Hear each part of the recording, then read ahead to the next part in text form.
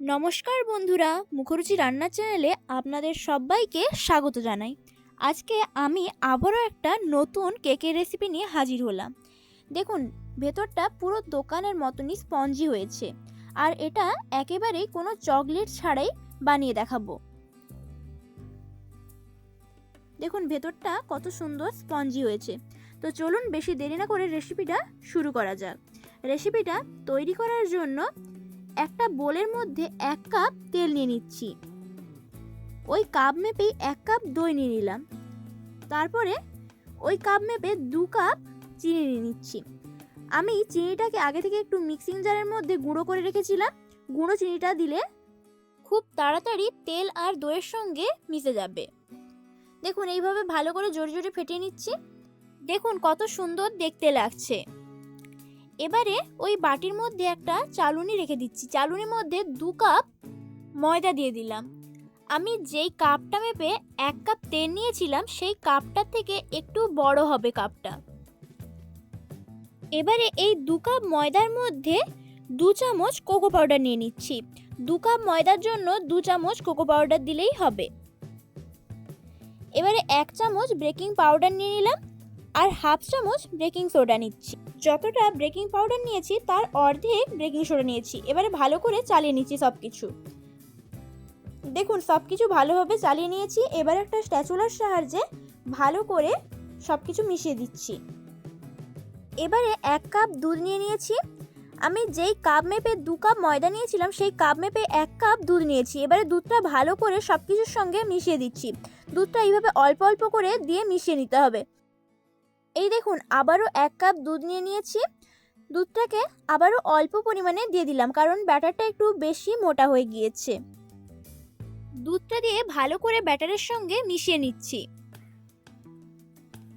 দেখুন ব্যাটারটাকে এইরকমভাবে তৈরি করে নিতে হবে। দেখুন কীরকম পাতলা হয়েছে। এবারে কেকটা বসানোর জন্য কড়াটাকে রেডি করে নিচ্ছি। কড়ার মধ্যে নুন দিয়ে দিচ্ছি। তারপরে একটা ঢাকা দিয়ে দিচ্ছি যাতে নুনটা ভালোভাবে গরম হয়ে যায়। আর গ্যাসটাকে হাই ফ্লেমে রাখতে হবে। এদিকে আরও একটা কড়ার মধ্যে একটা স্ট্যান্ড বসিয়ে এটার মধ্যেও ঢাকা দিয়ে দিচ্ছি। আমি আজকে আপনাদেরকে 2টো কেক বানিয়ে দেখাবো, তাই 2টো কড়া এইভাবে ঢাকা দিয়ে দিলাম। এবারে একটা বাটির মধ্যে একটু রিফাইন্ড অয়েল নিয়ে নিলাম। তেলটাকে ভালো করে ব্রাশের সাহায্যে পুরো বাটির মধ্যে বুলিয়ে একটা কাগজকে এইভাবে কেটে রেখেছিলাম। কাগজটা ভালো করে বাটির মধ্যে বসিয়ে দিলাম। এদিকে একটা 4 কোণা সাইজের কেক বসানোর জন্য জায়গা নিয়ে নিয়েছি। তারপর এটাতেও ভালো করে তেল মাখিয়ে এর মধ্যে একটু ময়দা ছড়িয়ে দিচ্ছি।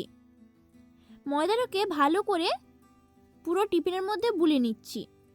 তারপরে যে বাকি এক্সট্রা ময়দাটা থাকবে সেটাকে ফেলে দিতে হবে। দেখুন যেই বাটিটা তৈরি করে রেখেছিলাম সেই বাটির মধ্যে কিছুটা ব্যাটার দিয়ে দিচ্ছি। ব্যাটারটা দেওয়ার সময় মাথায় রাখতে হবে যেন ব্যাটারটা বাটি ভর্তি না হয়ে যায়। ব্যাটারটার অর্ধেকটা দিতে হবে। তারপর এইভাবে একটু ঝাঁকিয়ে নিলাম। এদিকে আরেকটা বাটিতেও দিয়ে দিচ্ছি পুরো ব্যাটারটা।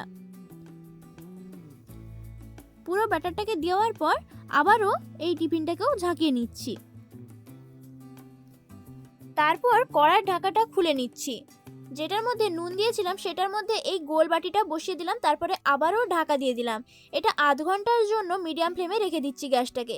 এদিকে যেটা স্ট্যান্ড দিয়ে রেখেছিলাম সেটাকেও খুলে এই 4 কোণা বাটিটাকে বসিয়ে দিচ্ছি। এই বাটিটা বসিয়ে দিয়ে আবারও ঢাকা দিয়ে দিচ্ছি। তারপরে 45 মিনিটের জন্য গ্যাসটাকে মিডিয়াম ফ্লেমে রেখে দিচ্ছি। দেখুন আধ ঘন্টা পর ফিরে এলাম। গোল কেকটা তৈরি হয়েছে নাকি বোঝার জন্য একটা চামচের পেছন দিক দিয়ে দেখে নিচ্ছি।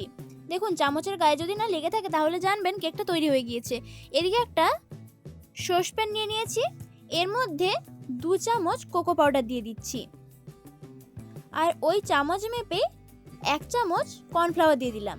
তারপরে ওই চামচেরই 4 চামচ গুঁড়ো চিনি দিয়ে দিচ্ছি। দেখুন 4 চামচ গুঁড়ো চিনি দিয়ে দিলাম। এবারে হ্যান্ড উইচের সাহায্যে ভালো করে মিশিয়ে নেব সব শুকনো উপকরণগুলোকে। তারপরে 1 কাপ দুধ দিয়ে দিচ্ছি।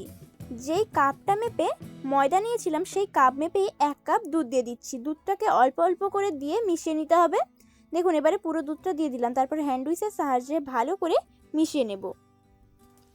মেশানো হয়ে গিয়েছে। এবার এটা গ্যাসের মধ্যে বসিয়ে দিচ্ছি। গ্যাসের মধ্যে বসিয়ে এইভাবে অনবরত নাড়িয়ে যেতে হবে।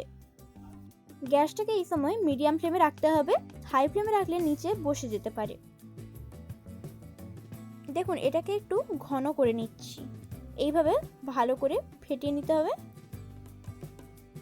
দেখুন এইভাবে ফেটাতে ফেটাতে আস্তে আস্তে ঘন হয়ে যাচ্ছে।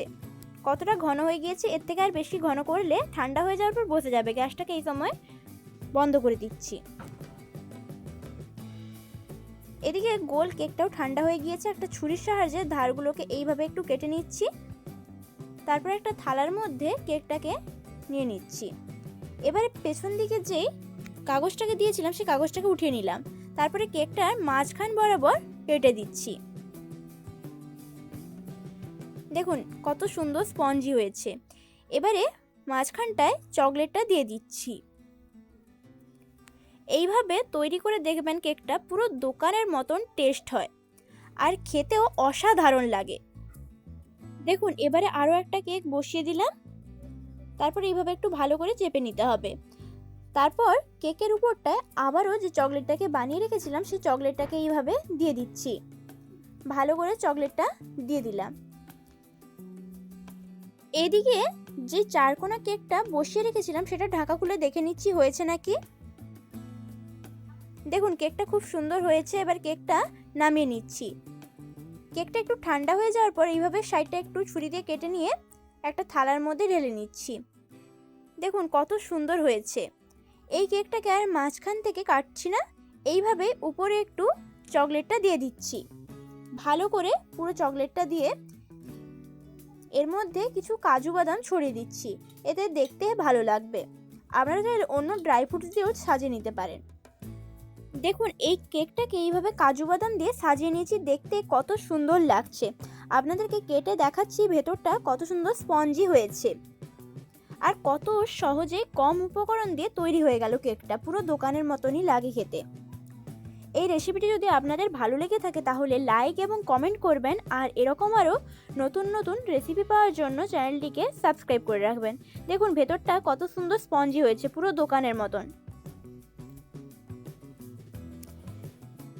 দেখুন আপনাদেরকে আরও একটা কেটে দেখিয়ে দিচ্ছি ভেতরটা কীরকম হয়েছে। আপনারা যদি বাড়িতে এটা ট্রাই করেন তাহলে কমেন্টে জানাতে একেবারেই ভুলবেন না কেমন লেগেছে খেতে।